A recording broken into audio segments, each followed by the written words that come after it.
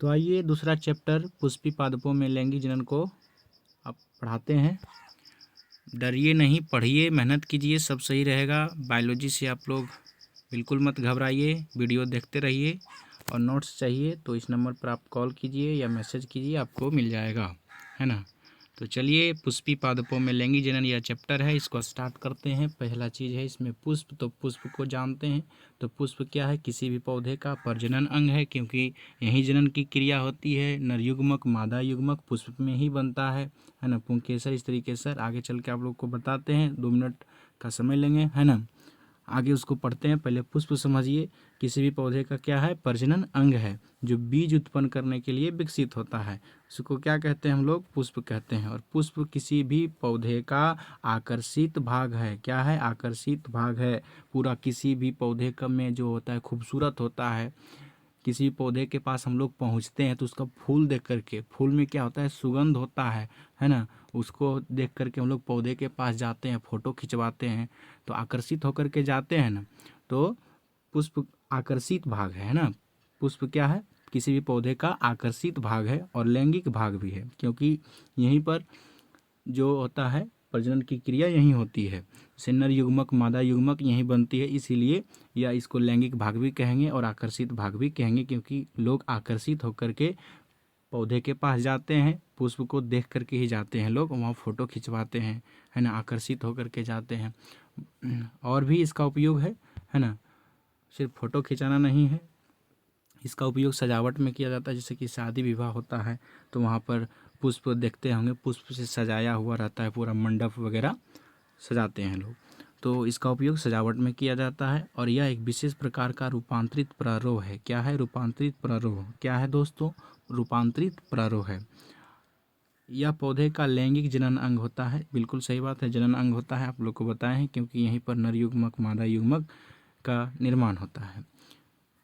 और पुष्प के भीतर निषेचन की क्रिया होती है। तो पौधे के किस भाग में, किस अंग में निषेचन की क्रिया होती है? तो पुष्प के भीतर ही होता है, इसलिए इसको जनन अंग भी कहेंगे, है ना। आगे देखिए, पुष्प का सुंदर चित्र आपको देखने के मिल रहा होगा। तो आइए इसको बताते हैं, इसमें कितने अंग होते हैं, कितने भाग होते हैं। देखिए यहाँ पर है दोस्तों, पुष्प के 2 भाग होते हैं। कितने भाग होते हैं? 2 भाग। पुष्प के कितने भाग होते हैं? 2 भाग। एक होते हैं सहायक अंग, एक आवश्यक अंग। कितने? सहायक और आवश्यक। कौन कौन? सहायक और आवश्यक। तो देखिए, सहायक कौन कौन सा है? बाह्य दल और दलपुंज, ये दोनों सहायक है। और पुमंग और जायांग यानी पुंकेसर और स्त्री केसर क्या है? आवश्यक है। पुंकेसर और स्त्री केसर यानी पुमंग और जायांग क्या है? आवश्यक है। क्यों सहायक? बाह्य दल और दलपुंज को क्यों सहायक अंग कहते हैं, और स्त्री केसर और पुंकेसर को यानी पुमंग और जायांग को क्यों हम आवश्यक अंग कहते हैं? तो उसी को देखिए, जानिए। सहायक अंग किसको कहते हैं? तो पुष्प का वह अंग जो जनन की क्रिया में सहायक होता है। जनन की क्रिया में सहायक होता है। यह अंग युग्मकों का निर्माण नहीं करता है और इसकी अनुपस्थिति में जनन क्रिया संभव है।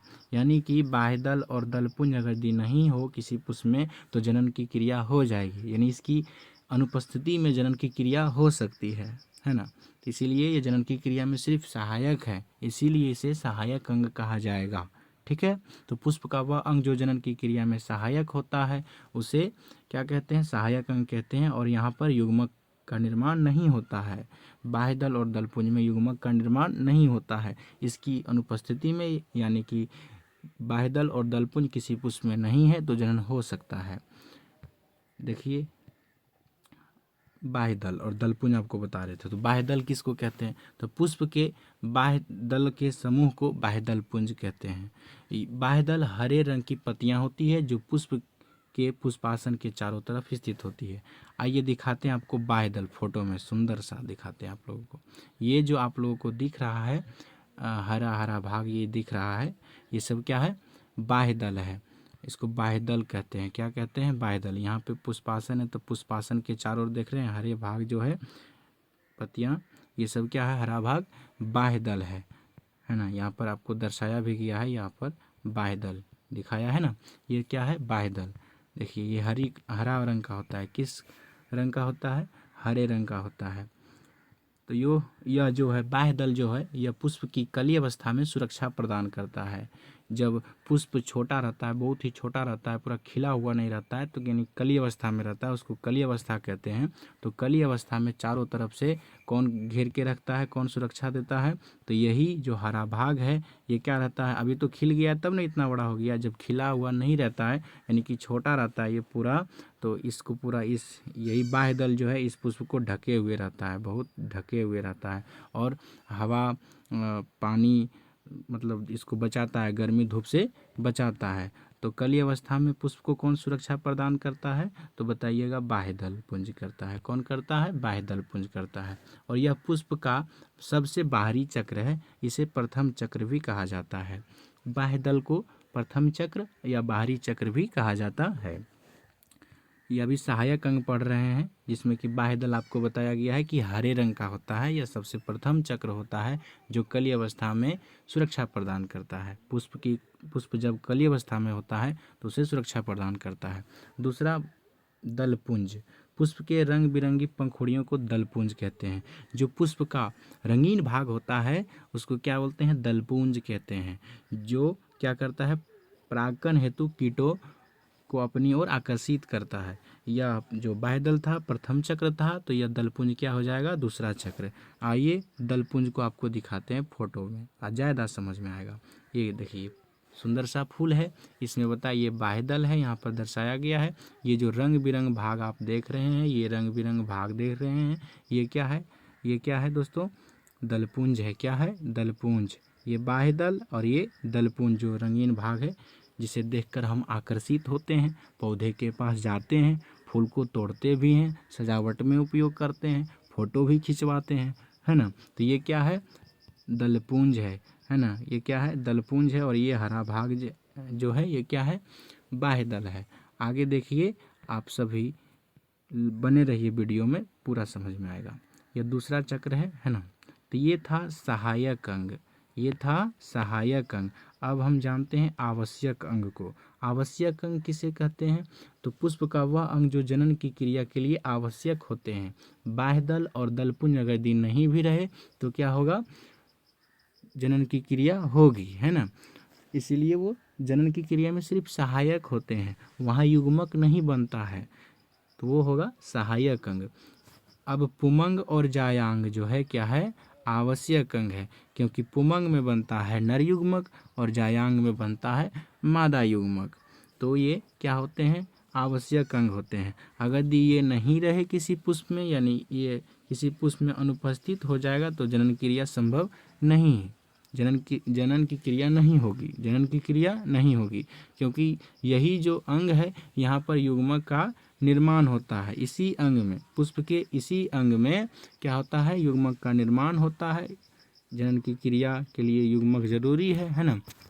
इसलिए क्या होगा? ये आवश्यक अंग होगा। तो चलिए फटाफट आगे बढ़ते हैं, पुमंग और जायांग को पढ़ते हैं। पुमंग और जायांग आवश्यक अंग है, यही युग्मक का निर्माण होता है। ये अगर यदि किसी पुष्प पे ना रहे तो जनन नहीं हो सकता है। तो आइए पुमंग और जायांग को जानते हैं, पढ़ते हैं। कॉपी पर नोट करते जाइए, नोट्स चाहिए तो आपको नंबर दिया गया है, आप मैसेज कीजिए, आपको नोट्स मिल जाएगा। तो देखिए पुमंग, पुमंग क्या है? पुष्प का भाग है जो नर युग्मक का निर्माण करता है। पुमंग क्या है? नर युग्मक का निर्माण करता है। तो अब पुमंग जो है यहाँ पर नर युग्मक बनता है, ठीक है दोस्तों। तो पुमंग कहते किसको है? तो पुंकेसर के समूह को क्या बोलते हैं? पुमंग। पुंकेसर के समूह को पुमंग कहते हैं। और पुंकेसर पुष्प का नर भाग होता है। नर और मादा दो भाग होता है ना? तो ये जो पुंकेसर है, नर है या मादा है? यानी ये नर भाग है। क्या है? नर भाग है, नर युग्मक यहीं बनता है, नर भाग है। और यह आपको बताया गया था प्रथम चक्र जो था बाह्य दल था, दूसरा चक्र जो था वो दलपुंज था। तो ये जो पुमंग हम पढ़ रहे हैं ये तीसरा चक्र हो जाएगा, है ना? आइए जायांग को देखते हैं। जायांग या पुष्प का मादा युग्मक का निर्माण करता है। पुष्प का वह अंग है जहाँ पे मादा युग्मक बनता है, उसको हम जायांग कहते हैं ना। तो जायांग कहते हैं किसको है? पुंकेसर स्त्री केसर के समूह को जायांग कहते हैं। यह जो हो जाएगा चौथा चक्र हो जाएगा। यहाँ पर मिस्टेक से मिसटाइप हो गया, तीसरा चक्र। यहाँ पर क्या होगा दोस्तों, चौथा चक्र। हम 3 चक्र तो पढ़ लिए थे ना, ये चौथा चक्र हो जाएगा। पुंकेसर और स्त्रीकेसर का चित्र सुंदर सा आप बनाइएगा, पेंसिल से बनाइएगा, क्योंकि चित्र बनाने में कभी कभी कोई लाइन अगर यदि गलत हो जाता है तो हम उसे मिटा सकते हैं। तो प्रयास कीजिएगा, बन जाएगा। आप स्क्रीनशॉट रख लीजिए, है ना, बनाइएगा। बिल्कुल तो आसान है, ये गोला गोला बनाइएगा, है ना। तो ये देखिए, ये पुंकेसर है और ये क्या है, स्त्रीकेसर है। तो पुंकेसर में क्या है, योजी, और ये जो देख रहे हैं ये प्रागकोश है, और ये पूतंतु है। ये जो डंटा ऐसा है, ये क्या है, पूतंतु इसको कहते हैं। आगे इसको भी जानते हैं, जो पूतंतु है क्या है नहीं है। पुष्प का जो फोटो है वहाँ पर चलेंगे, वहाँ समझ में आएगा। ये स्त्रीकेसर है, तो ये वर्तिकार्क हो गया। यहीं पर जो होता है नर युग्मक आता है ना, नर युग्मक यानी परागकण आता है, परागकण यहीं आता है। और ये वर्तिका है, ये अंडाशय है ना, ये जो फल में बदल जाता है। ये बीजांड है, जहाँ पर बीज बनता है। ये पुष्पासन है, पुष्प का सारा भाग, सारा अंग किस पे टिका हुआ है, पुष्प का आसन को पुष्पासन कहते हैं। देखिए, फोटो बनाइएगा, चित्र बनाइएगा, चित्र आ जाता है एग्जाम में, पूछा जाता है, इसलिए बनाइएगा। पुंकेसर के 3 भाग होते हैं। क्या क्या पढ़ाए थे आपको, देखिए फोटो में वहाँ पर, योजी, प्रागकोश, पूतंतु। तो 3 भाग होते हैं। तो तीनों भाग को पढ़ते हैं। पहले है परागकोश। क्या है दोस्त, परागकोश। तो परागकोश को जानिए। किसी पुष्प के नर जनन अंग अर्थात पुंकेसर की सबसे ऊपरी फूली हुई संरचना को परागकोश कहते हैं, है ना। यहाँ देखिए, परागकोश, फूली हुई संरचना को क्या बोलते हैं, परागकोश। आपको दिख रहा होगा यहाँ पे, ये क्या है, परागकोश है, परागकोश है। और परागकोश के भीतर लघु बीजाणु भरे होते हैं। क्या भरे होते हैं, लघु बीजाणु भरे होते हैं, जो परागकोश के स्फुटन की क्रिया के पश्चात परागकण बाहर निकल आ जाते हैं, परागकण बाहर निकल जाते हैं। यहाँ जो परागकोश आप लोगों को दिख रहा होगा, फुला हुआ भाग जो ये है, ये क्या है, परागकोश है। इसमें लघु बीजाणु भरे होते हैं। परागस्फुटन क्रिया के पश्चात परागकण बाहर निकल आते हैं। फिर जो परागकण होते हैं बाहर निकलते हैं और वर्तिकार्क तक पहुंचते हैं, जब निषेचन की क्रिया हो जाती है। बने रहिए वीडियो में, सारा समझ में आएगा, है ना, धीरे धीरे।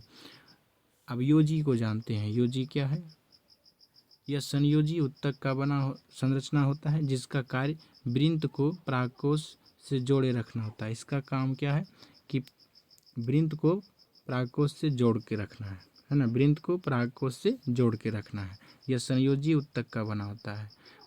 पूछा जाएगा, योजी संयोजी उत्तक का बना होता है, बताइएगा, है ना। उसके बाद वृंत है।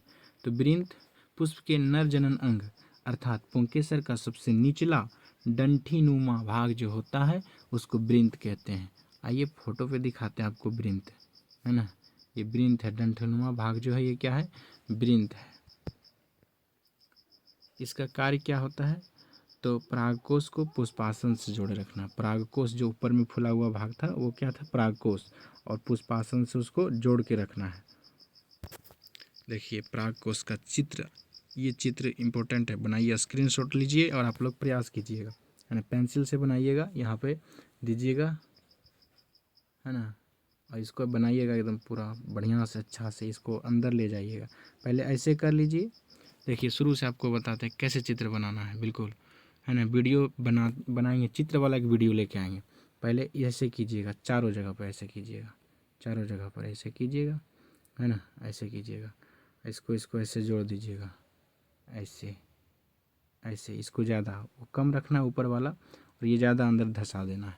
और ये जो बचेगा यहाँ पे गोल गोल देंगे, है ना, गोल गोल देंगे। और इसमें पेंसिल से जैसे संरचना उसमें बना हुआ है उसे बनाएंगे, घर बनाएंगे। जितना घर होगा उतना, एकदम ज़रूरी नहीं है उतना ही बनाना है, बस बनाना है, कुछ घर जैसा बनाना है। ये जो है दोस्तों, इसको समझाते हैं आपको चित्र को, है ना, अच्छी तरह से। ये जो है योजी इसको बोलते हैं। यहाँ पर जो है एपिडर्मिस, ये जो आपको दिख रहा है ये क्या है, एपिडर्मिस। पहला जो अंदर में पहला स्तर जो दिख रहा है आपको, उसको क्या बोलते हैं, एपिडर्मिस। ये एंडोथीसियम है। ये जो उसके बाद वाला जो आपको दिख रहा होगा रेड जैसा, वो क्या है, ये रेड जैसा जो दिख रहा है बीच में, इसको एंडोथीसियम कहते हैं। और ये हो गया प्रथम, फिर ये दूसरा हो गया, उसके बाद ये तीसरा यहाँ पे दिख रहा होगा, इसको बोलते हैं मिडिल लेयर। क्या बोलते हैं? Middle layer. और ये जो आपको दिख रहा है ये टेपिटम है। और ये इसमें जो सबसे बीच में जो है इसको बोलते हैं बीजाणु जनन कोशिका। तो सबका काम समझेंगे, है ना। और देखिए प्राकोष को, ये प्राकोष का चित्र था, यदि इसको बीचों बीच हम काट देते हैं तो ये कितना भाग में हो जाएगा? 2 पाली में हो जाएगा। एक पाली इधर, एक पाली इधर, तो 2 पाली में ये बट जाएगा। प्रत्येक पाली में कितना कोष्ठक होते हैं? तो 2 कोष्ठक। इस पाली में कितना होगा? 2 कोष्ठक इधर भी है, ये और ये। और इधर इस पाली में भी कितना है? 1 कोष्ठक, ये 1 2 कोष्ठक हो गया। तो अगर यदि हम प्राकोष को काटते हैं तो 2 पाली दिखाई देता है ना। और ये जो पाली है, दोनों पाली में 2 कोष्ठक है, यानी कि कितने कोष्ठक हो गया? 4 कोष्ठक। टोटल कितना हो जाएगा? 4 कोष्ठक। इस कोष्ठक को, ये जो आपको दिख रहा है गोल गोल, ये क्या है? लघु बीजाणु जनन कहा जाता है। इसको लघु बीजाणु धानी कहा जाता है। क्या कहा जाता है? लघु बीजाणु धानी कहते हैं। लघु बीजाणु धानी कहते हैं। लघु बीजाणु धानी किसको कहते हैं? जहाँ पे लघु बीजाणु जनन होता है ना, लघु बीजाणु का निर्माण होता है, उसे लघु बीजाणु धानी कहते हैं। इस प्रकार आपको दिख रहा होगा द्विपालीय संरचना है जिसमें 4 कोष्ठक होते हैं, है ना। 4 को दिख रहा था, 4 कोष्ठक होते हैं, अर्थात इसको कोष्ठक को हम लघु बीजाणु धानी भी कहते हैं। देखिए लघु बीजाणु धानी के भीतर क्या भरे होते हैं? लघु बीजाणु भरे होते हैं। लघु बीजाणु धानी के भीतर, यानी कि जो गोल गोल था, 4 गो लघु बीजाणु था, उसमें क्या भरा होता है? तो लघु बीजाणु भरा होता है। बने रहिए वीडियो में, लाइक कीजिए, सब्सक्राइब कर दीजिए चैनल को। नोट्स मिलेगा, टेस्ट पेपर सब मिलेगा, आप लोगों को टेस्ट भी कराया जाएगा, ऑब्जेक्टिव सब्जेक्टिव धीरे धीरे होगा, है ना। बायोलॉजी से डरिए नहीं, बायोलॉजी आप पढ़ लेते हैं, है ना, वीडियो देखते रहते हैं बराबर, आप समय देते हैं ज़्यादा, है ना, इस चैनल से जुड़े रहते हैं, तो बायोलॉजी आपसे डरेगा। आप बायोलॉजी सुन के नहीं डरिएगा, बायोलॉजी आपसे डर जाएगा। तो लैंगिक जनन की जो घटना होती है, लैंगिक जनन आपको पढ़ाया गया जनन चैप्टर में, पहला चैप्टर में लैंगिक जनन और लैंगिक जनन विस्तार से बताया गया है। तो यहाँ पर लैंगिक जनन है। लैंगिक जनन में जो घटनाएं होती है, निषेचन होता है। तो निषेचन के पहले वाला एक होता है निषेचन, जब क्या होता है, नर युग्मक और मादा युग्मक का संलयन होता है, निषेचन होता है। और उस संलयन होने से पहले भी क्या होता है, घटना होती है, उसको निषेचन पूर्व कहते हैं। और निषेचन के बाद भी घटनाएं होती है तो वो निषेचन पश्च घटनाएं कहलाती है। तो ये इधर जो लिखा हुआ है लघु बीजाणु पर्ण यानी पुंकेसर, है ना, पुंकेसर में लघु बीजाणु धानी बनता है लघु बीजाणु जनन से। प्राक्कन जो अंतिम में जो होता है, ये नर का जो बताया गया है, निषेचन पूर्व से, यानी कि निषेचन से पहले जो पुंकेसर यानी जो नर युग्मक बनता है वो प्राक्कन होता है। निषेचन से पहले जो नर युग्मक होता है वो प्राक्कन बनता है ना। उसके बाद स्त्री केसर में क्या होता है, यानी कि मादा जो युग्मक होता है उसको गुरु बीजाणु कहते हैं, है ना। तो ये जो घटना है ये निषेचन पूर्व है। ये यहाँ पे दिख रहा है आपको, ये निषेचन पूर्व है। और निषेचन की जो घटना होती है तो नर युग्मक और मादा युग्मक दोनों मिलता है तो निषेचन होता है। और ये जो घटना है ये निषेचन पश्चात, यानी कि निषेचन हो जाने के बाद, नर युग्मक और मादा युग्मक जब मिल जाते हैं उसके बाद जो घटनाएं होती है, जो प्रक्रिया चलती है, उसको निषेचन पश्च घटना कहते हैं। तो निषेचन पश्च क्या होता है, युग्मनज का निर्माण होता है, भ्रूणकोश का निर्माण होता है, भ्रूण का निर्माण, बीज का निर्माण होता है, और उसके फल भी बनता है ना।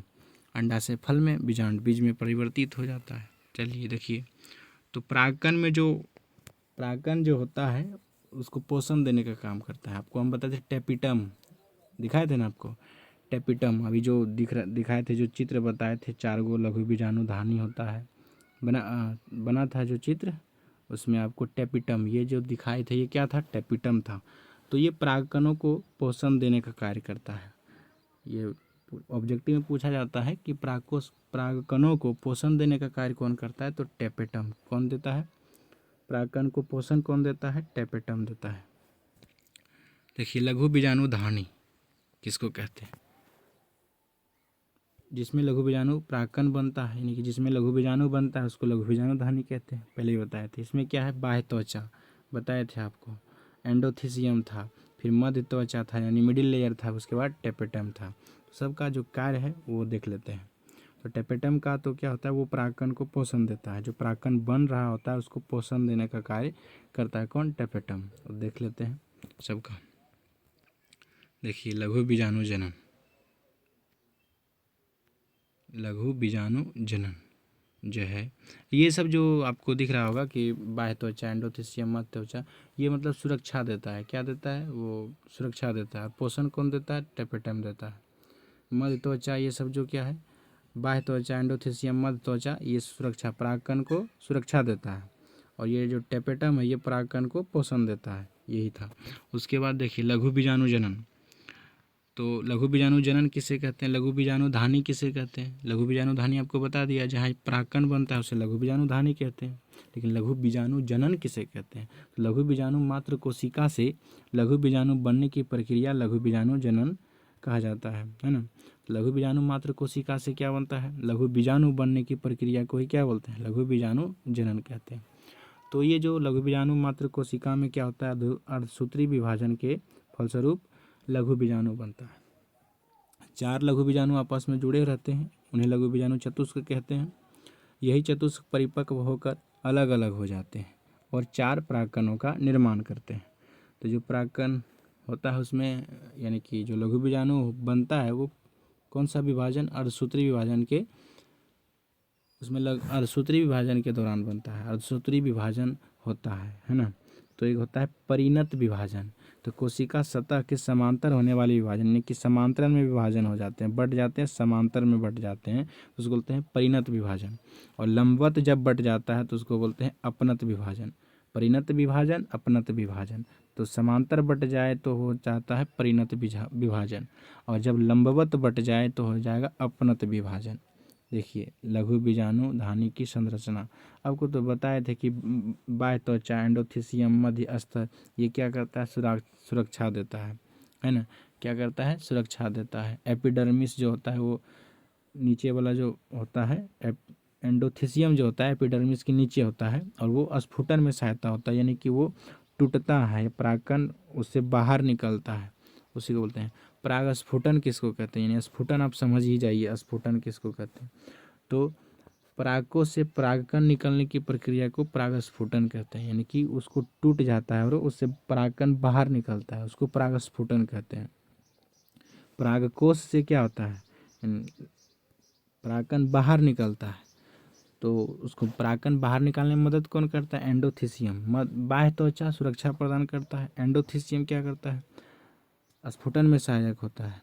और मध्य स्तर 1 से 3 परतों की बनी होती है जो सुरक्षात्मक होती है, यानी परागकण को सुरक्षा देता है। टेपेटम क्या होता है, सबसे भीतरी परत होता है जो विकसित हो रहे परागकणों को पोषण देने का कार्य करता है। इसकी कोशिकाएं घनी और बहुकेंद्रीय होती है। आप चित्र बनाइएगा, ज़रूर से ज़रूर बनाइएगा, है ना। जितना मेहनत कीजिएगा उतना अच्छा रहेगा। टेपेटम का कार्य पूछा जाता है तो आप लोग इसको, है ना, लिख सकते हैं। एग्जाम में टेपेटम का कार्य पूछा जाता है। तो यह विकसित हो रहे लघु बीजाणु को पोषण देने का कार्य करता है ना। यह परागकीट का निर्माण करता है। टेपेटम एक स्पोरिया लेनिन नामक प्रोटीन स्रावित करता है जो परागकणों का वर्षा, धूल, सर्दी, गर्मी आदि से सुरक्षा करता है। यह कैलस एंजाइम का स्रावन करके लघु बीजाणु को स्फुटन में सहायक होता है, यानी कि वो क्या होता है, परागकोश से जब बाहर निकलता है उसको परागस्फुटन कहते हैं। देखिए यहाँ पे परागकीट किसको कहते हैं, तो कीट परागित पुष्पों के परागकणों पर चिपचिपा पीला लिपिड से घिरी हुई संरचना पाई जाती है जिसे पोलन कीट कहा जाता है, यानी कि परागकीट कहते हैं। परागकीट द्वारा परागकण कीटों से चिपककर एक पुष्प से दूसरे पुष्प तक आसानी से जा सकते हैं। परागकीट जो होता है वो क्या होता है, लिपिड संरचना होती है, यानी कि एक मतलब चिपचिपा पदार्थ होता है जो क्या होते हैं, मतलब पक्षी यानी कीट के द्वारा जो परागित होता है वो उसमें आसानी से कीट में क्या हो, परागकण चिपक जाए, है ना, और एक पुष्प से दूसरे पुष्प तक आसानी से पहुंच जाते हैं परागकीट के द्वारा। अब देखिए परागकण क्या है, तो परागकण नर युग्मक है। क्या है, नर युग्मक, जो एक कोशिकीय होता है, गोलाकार या अंडाकार होता है। देखिए परागकण का चित्र है ना। ये दो भित्तीय होता है, बाह्यचोल और अंतःचोल। बाह्यचोल, ये जो बाह्यचोल है, उसके बाद ये अंतःचोल है। बाह्यचोल जो होता है वो क्या होता है, यह मोटा व खुरदरा होता है। यह स्पोर्पोलेनिन के बना होता है। किसके द्वारा बना होता है, बाह्यचोल स्पोर्पोलेनिन के द्वारा बना होता है। इस पर अम्ल क्षार का कोई प्रभाव नहीं पड़ता है। मोटा होता है, इस पर क्या होता है, अम्ल क्षार का कोई भी प्रभाव नहीं पड़ता है। और अंतःचोल जो है यह पतला होता है, कोमल होता है, जो पेक्टोसेलुलोज का बना होता है। इसी में जनन छिद्र होता है। स्पोर्पोलेनिन इसमें अनुपस्थित होता है, यानी स्पोर्पोलेनिन इसमें नहीं होता है। देखिए आप समझिएगा, लिखा भी है, चित्र भी है, दोनों एक साथ हम समझाएंगे। बाह्यचोल ये है, ये क्या है, इसके ऊपर जो बना हुआ है ये बाह्यचोल है। उसके बाद उसके ये वाला जो है बाह्यचोल है, ये वाला सबसे बाहरी जो है वो क्या है, बाह्यचोल। उसके बाद इसमें जो है, देखिए आप लोग को बनाते हैं, एक नया बनाते हैं तो समझ में आएगा। ये हो गया बाह्यचोल, अंतः हो गया, ये अंतः हो गया। इसमें बनाते हैं बाह्यचोल। क्या बनाते हैं, बाह्यचोल बनाते हैं। अब यहाँ पर जो छूट गया है, ये क्या है, जनन छिद्र। ये क्या है, जनन छिद्र। देखिएगा ये क्या है, कहीं कहीं पे ये क्या है, बाह्यचोल नहीं है, बाह्यचोल नहीं है। तो जहाँ पे बाह्यचोल नहीं है, यहीं पे परागस्फुटन होते है, यहीं पर, यानी कि अंतःचोल से ये जो है ये बाह्यचोल है। और ये जो सबसे पहले बना है ये गोल वाला, ये पूरा, ये क्या है, अंतःचोल है। ये क्या है, अंतःचोल है। तो जो परागकण जो निकलेगा, यानी पराग का स्फुटन की क्रिया होगी वो अंतःचोल में होगी। बाह्यचोल पर क्या होता है, ये मोटा खुरदरा होता है, इस पर अम्ल क्षार का कोई भी असर नहीं होता है, कोई भी प्रभाव नहीं होता है इस पे, है ना। और ये जो जनन छिद्र होता है किस में होता है, अंतःचोल में होता है।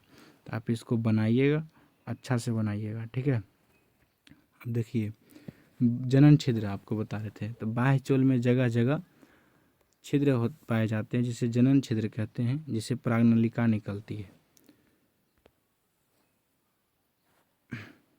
ये शॉर्टकट में है, लघु बीजाणुधानी के बारे में ये शॉर्टकट में लिखा हुआ है।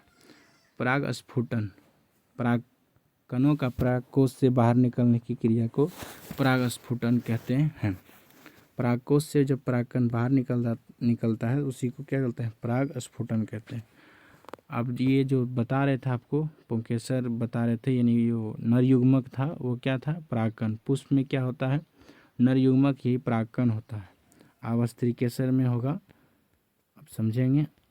स्त्रीकेसर के 3 भाग, स्त्रीकेसर के 3 भाग, उधर पुंकेसर के 3 भाग को पढ़े थे, परागकोश, पुतंतु, योजी, है ना। तो परागकोश को पढ़े थे, तो परागकोश कैसा था, द्विपालीय संरचना था, उसमें 4 कोष्ठक था, तो चारों कोष्ठक में हमको पढ़ना पड़ गया, तो अच्छा से हम पढ़ लिए हैं। तो इसका नेक्स्ट पार्ट आपको मिलेगा, है ना, एक वीडियो में। आप इतना तक जानिए, अगला वीडियो आएगा, है ना। आप लोग कमेंट कीजिए कैसा लगा, अगर ये बढ़िया लगा है तो लाइक कीजिए, शेयर कीजिए, है ना, और सब्सक्राइब कीजिए, ताकि कोई भी नया वीडियो अपलोड करेंगे इस चैनल पर तो आपके पास पहुंच जाएगा, नोटिफिकेशन मिल जाएगा आपको। तो चलिए, जय हिंद, फिर मिलेंगे नेक्स्ट वीडियो में।